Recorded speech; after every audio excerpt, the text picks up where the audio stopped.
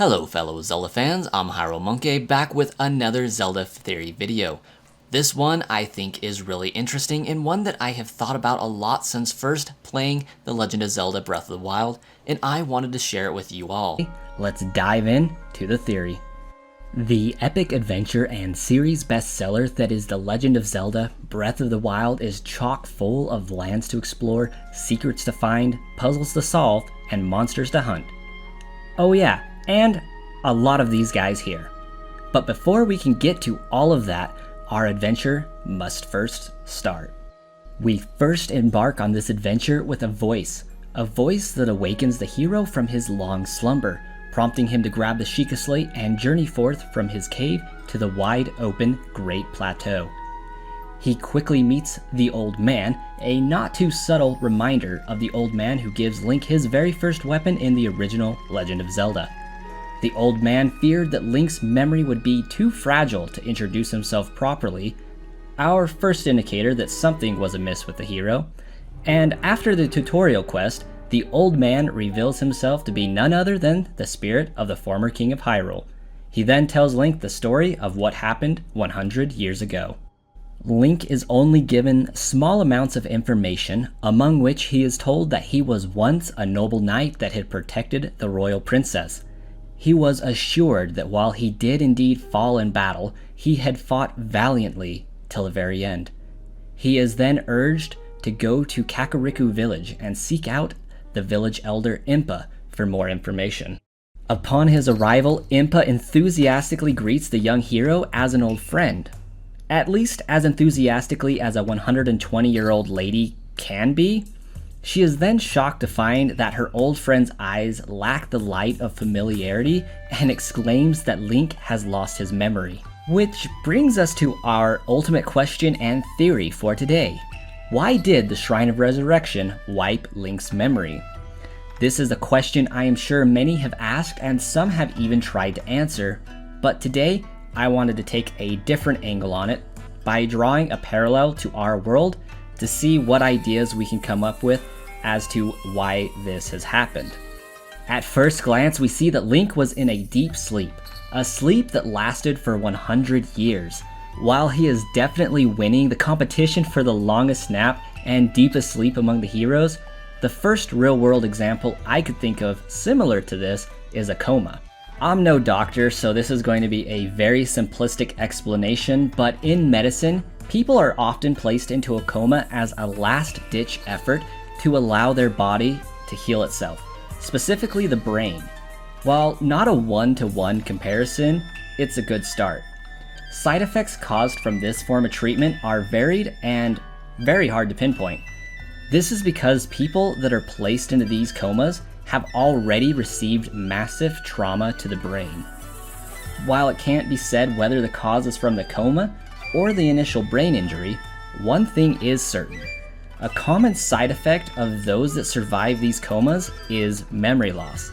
The same memory loss that the young hero experiences upon his awakening.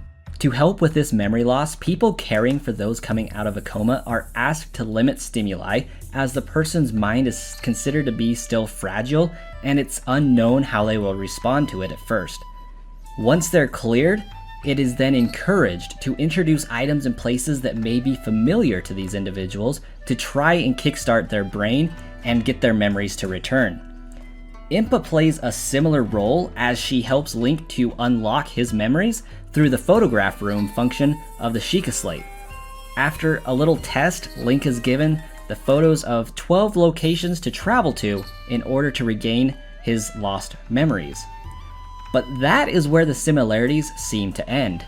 Unlike coma patients who spend months in recovery ranging anywhere from regaining proper brain function to physical therapy to regain their motor function, our young hero is able to crawl out of his sleeping apparatus, run through a hallway, dress himself in extremely crusty clothing, and even climb a small ledge to exit the shrine.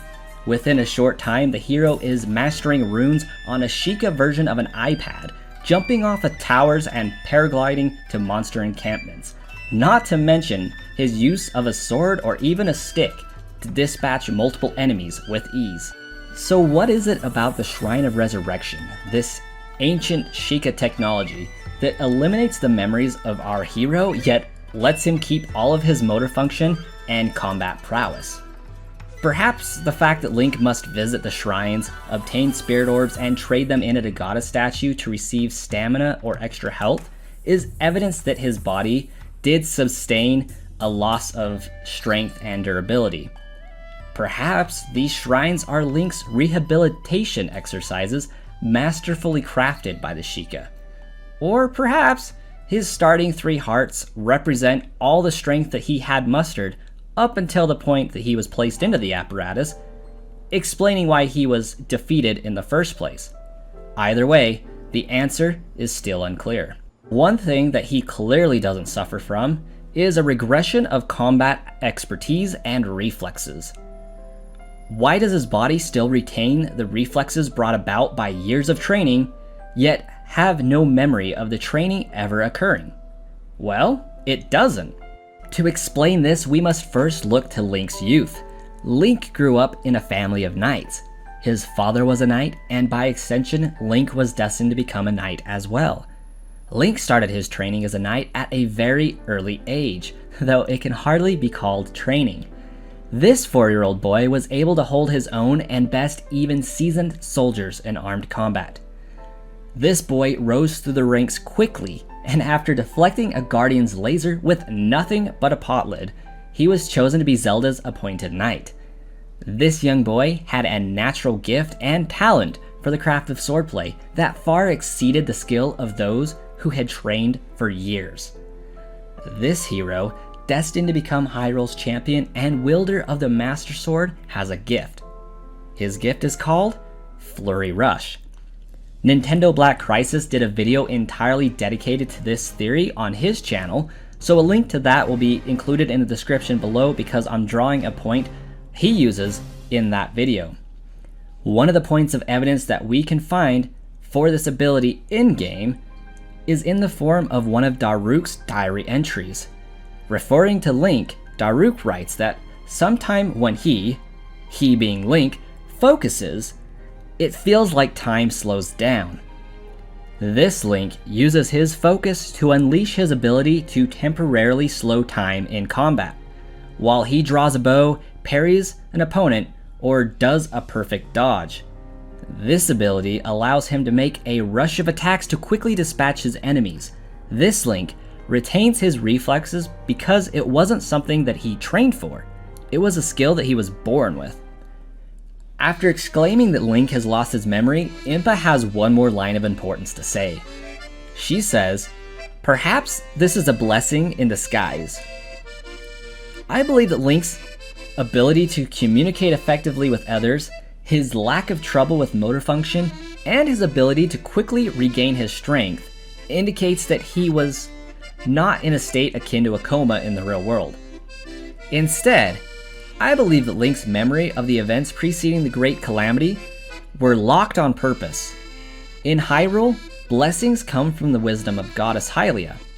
Not much is left to luck in their world, so when Impa says, "Perhaps this is a blessing in disguise," she's really saying, perhaps this is a blessing from the Goddess Hylia. We have a society dedicated to the goddess that were able to figure out how to repair a battered body from the brink of death, or even resurrect them completely, as the name of the shrine indicates. Keep their physical and social abilities with only a minor loss of strength, and yet they fail to figure out how to keep their mind intact through the process? I highly doubt it. Instead, let's paint a different picture. A picture of the goddess Hylia bestowing a blessing. Imagine the hero Link, as he was during the events of the Calamity, not in possession of the Triforce of Courage, fighting to the very point of collapse, and coming out defeated, with literal swarms of enemies closing in. He is taken to the Shrine of Resurrection to sleep and heal for 100 years, with the last image in his mind being one of burning fields, Zelda standing between him and a swarm of monsters, and being racked with his failure for 100 years. If he retained any cognitive function during that time, that would not bode well for one trying to recover from their wounds. What if he had no cognitive function and didn't see these images while he was asleep for all that time? Well, what would happen when he awoke if he did retain his memories? The champions that gave their life to help him, his kingdom in ruin, family gone, princess locked in a battle with Ganon, and the memory of swarms upon swarms of guardians closing in, would you have the courage to leave that shrine? To face the world again with a complete recollection of your failures? I know I certainly wouldn't. You may be saying, but he's the hero. He has courage. He has an indomitable spirit. Of course he would go out to save everyone. Well, to you I say you must not have had a failure before. Failure is one of the biggest sources of fear, and fear is the opposite of courage. Courage being the ability to overcome our fears. But would the hero have been able to overcome that? Probably. Maybe. We know he didn't have the Triforce of Courage, at least he doesn't seem to. But what if in their wisdom, the ancient Sheikah programmed this shrine to serve this function, to prevent that very problem? What if it wasn't simply a blessing, but intentional? A plan given to the Sheikah in the wisdom of the goddess. You see, with his memories gone, the sting of defeat that he would have felt would be gone. The possibility of fear from these guardians' attacks eliminated. The sorrow of failing the princess, the kingdom, and his family that were counting on him, gone. Eliminated. Erased. We see that in the events of the first few quests, that though Link doesn't have a memory to his name, as Impa says, he is still eager to accept the role of the hero. What if that is because he has no personal recollection of his previous failure? Would he have been as eager if he retained his memories?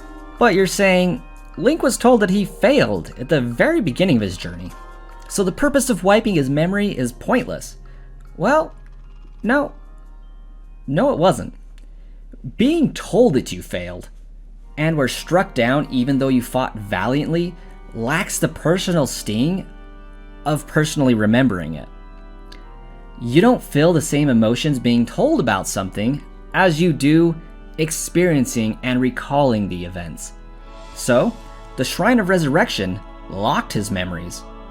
At least for a time. The Sheikah, and by extension the goddess Hylia, obviously didn't want the hero to have his memories locked forever.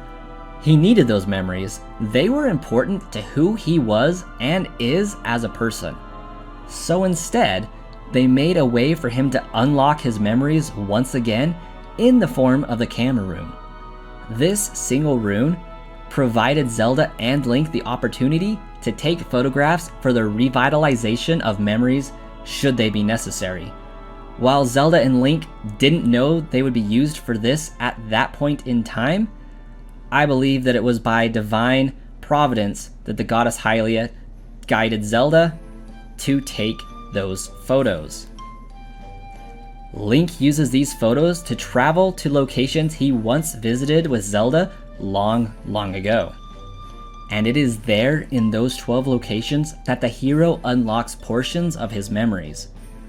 The reason why it is crucial for him to unlock his memories in this manner is that he doesn't receive them until he has already decided that he wants to pick up the mantle of hero once more, having a blank slate. It is no coincidence that the name of this quest is titled Locked Memories, not Forgotten or Recovered Memories. Impa gives Link the opportunity to walk away, but being the eternal hero that he is, he chooses to unlock his memories and go forth to defeat Ganon. Over the course of unlocking them, he is able to prove to himself that despite any previous failure he once had, he is now more capable than ever. By locking his memories, Link was free to learn about his past whilst remaining unencumbered by the personal sting that comes with that defeat. That is why the Shrine of Resurrection locked his memories. while allowing him the ability to unlock them later. The Shrine of Resurrection locked his memories on purpose. And that's my theory for why the Shrine of Resurrection wiped Link's memories temporarily. I'm Hyrule Monkey, thank you guys so much for watching this video, and I'll catch you the next time I decide to monkey around in Hyrule.